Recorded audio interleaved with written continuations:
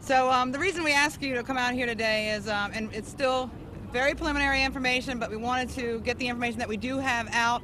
I'll do the best I can to answer any questions that you have, but I'll start off by telling you that there's still a lot more work to do before we have answers to a lot of questions.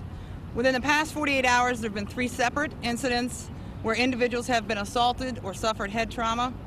While we have not definitively linked these incidents at this time, there certainly are several similarities that give us cause to consider that possibility.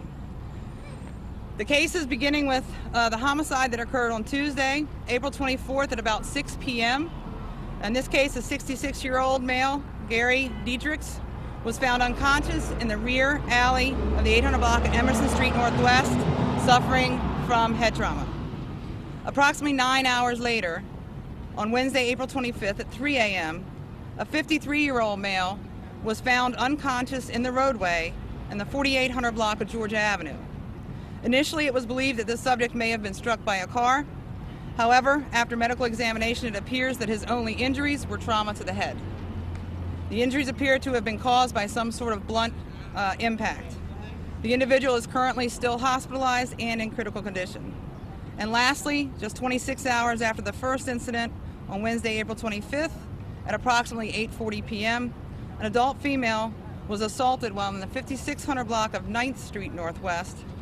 Preliminary investigation has revealed that she was also struck in the head by some sort of blunt object. This victim also suffered serious head trauma and remains hospitalized. All 3 of these incidents occurred within a 10-block radius, just along the Georgia Avenue corridor in Northwest. It appears preliminarily that all 3 of the victims may have been walking alone at the time of the attack. All 3 of the victims did suffer pretty significant blunt force trauma to the head. And preliminarily, it appears that the victims may have been attacked suddenly and without provocation. The assaults seem to have occurred, or the assaults did occur in a very small geographical area, about 10-block radius, as I said. Obviously, until we get more information and we know more about what we're dealing with, we are asking that any of our residents or anyone else in the area, either during the times of any of these incidents or going forward, anything or anyone that you have seen or may see that is suspicious, please contact us. Dial 911 if there's a suspicious person in the area. If you have information about any previous suspicious activity or something that may be related, call 727-9099. Obviously, we don't really know what exactly we have at this point, but since it appears that all of these individuals were alone at the time, we are asking that residents in the area walk in pairs or in groups when at all possible until we get some more information. We certainly will update you as soon as we get information, but right now this is still very, very early on. So I'll take questions. Did the suspect use a signature weapon in these attacks?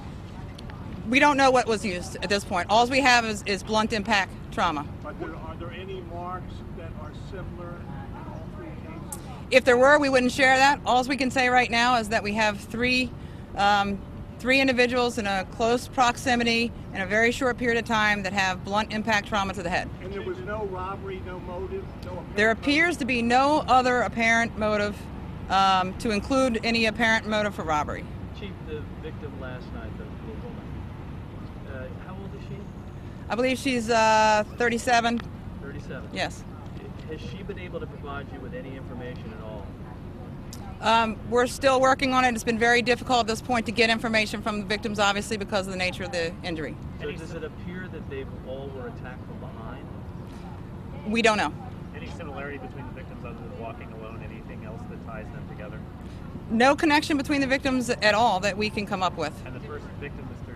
Dietrichs, is there any indication he was attacked because he was a tourist, or the attacker knew he was a tourist, or anything? We have no obvious indication of any motive at this time for any of these cases. Are they different races, ethnicities? You have a 66-year-old white male, a 53-year-old black male, and a 37-year-old black female.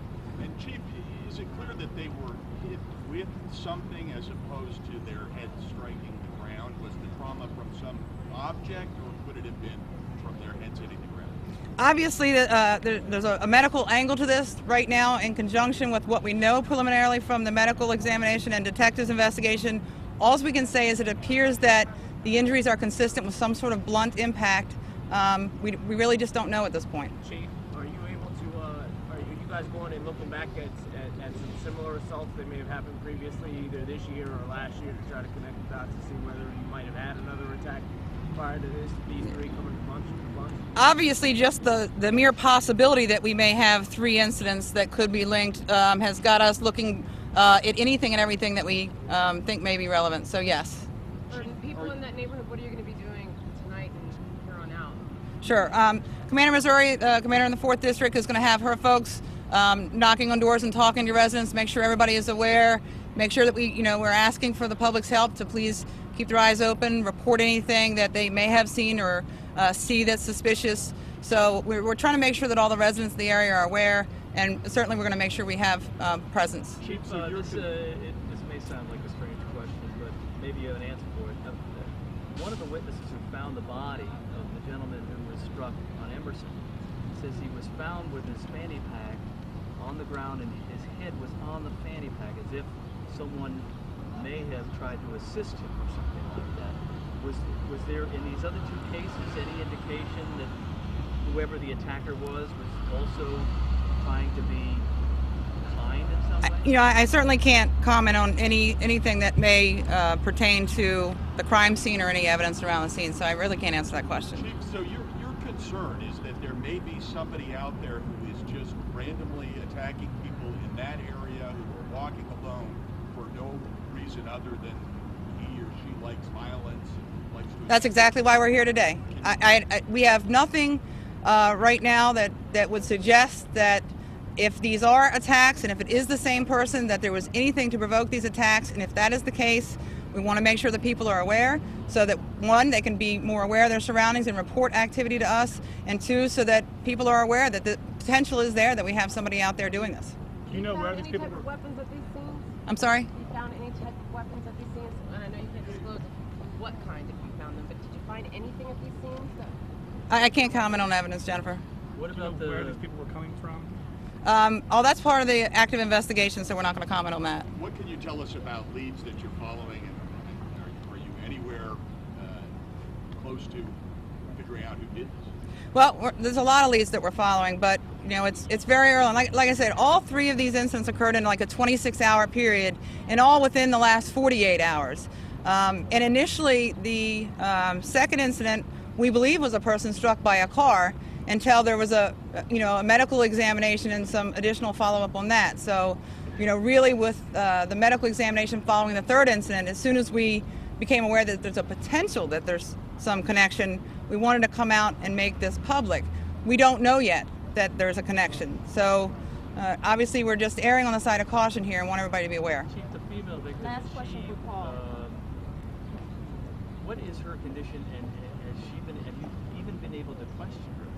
All I'll say is that we still have 2 victims that are hospitalized. Both of them had pretty serious injury. Would you say, you said the male was critical, would you say the female is critical as well? I can't comment on that, Paul, because I really just don't know. Well, have they both regained consciousness? I can't comment on that either, Paul. Any other questions? Okay, thank you. We'll update you when we get more.